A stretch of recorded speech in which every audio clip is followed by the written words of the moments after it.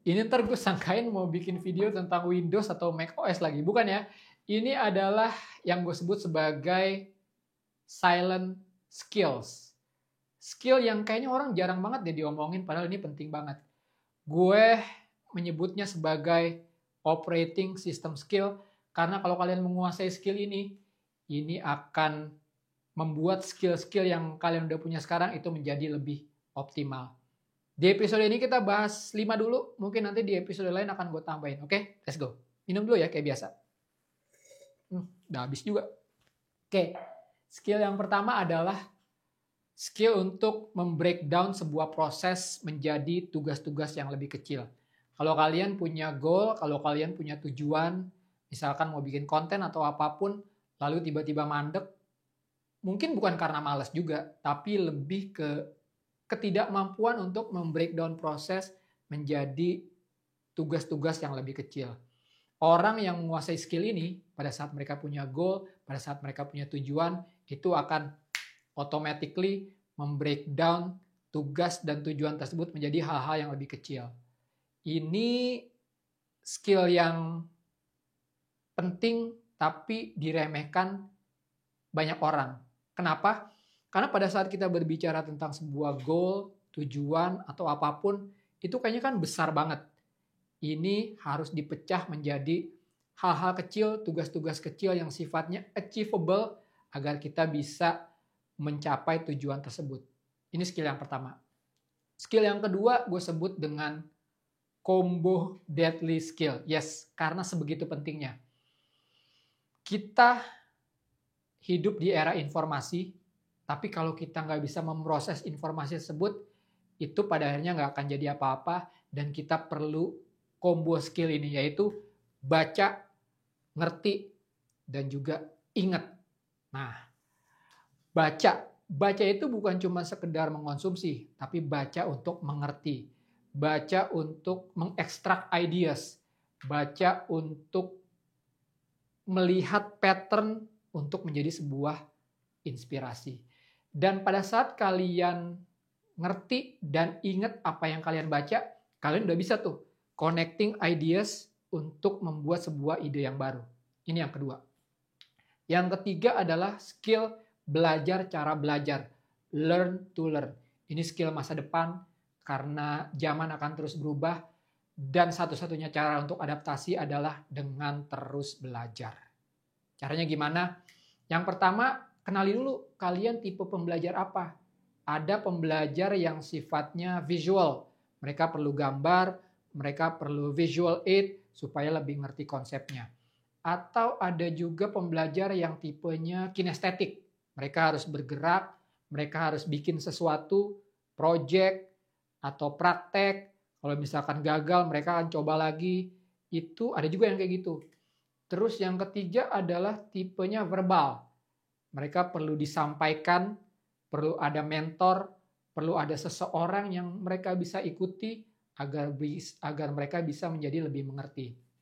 Nah, kenali tuh kalian tipe pembelajar apa. Setelah itu, ini yang paling penting juga adalah, yuk kita belajar untuk menjadi bodoh lagi. Dalam arti gini, pada saat kita udah dewasa, tua, kita cenderung males belajar hal baru karena kita ngerasa, masa lu nggak ngerti sih? Atau masa harus mulai dari nol lagi sih? Padahal sebenarnya belajar itu adalah hal yang akan kita lakukan seumur hidup kita. Jadi kalau kita mau belajar hal yang baru, yuk kesampingkan ego kita menjadi bodoh sejenak lagi untuk mendapatkan knowledge yang lebih banyak lagi. Yang ketiga adalah active learning. Jadi jangan cuma belajar doang, jangan cuma nonton doang, jangan cuma lihat tutorial doang, tapi actually doing it. Bikin project, praktek, kalau salah ya coba lagi dan ulang lagi. Seperti itu. Itu yang ketiga. Yang keempat adalah mengontrol pikiran, mastering your thoughts.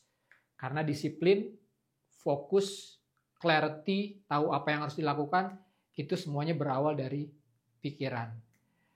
Orang yang tidak bisa menguasai pikirannya, itu akan berujung pada distraction anxiety, overthinking, dan juga insecurity.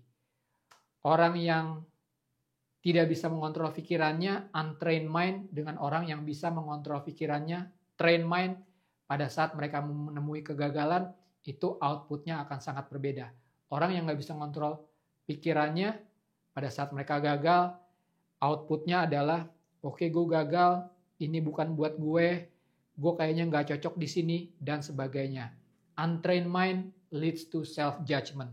Tapi orang yang pikirannya terkontrol, trained mind, akan melihat kegagalan sebagai sebuah data, dan mereka menggunakan data tersebut untuk mencoba lagi. Oke, kemarin gue gagal, ini datanya kayak gini, gue akan nyoba lagi, gimana caranya gue tidak mengulangi kesalahan yang sama. Yuk, tuh, beda banget.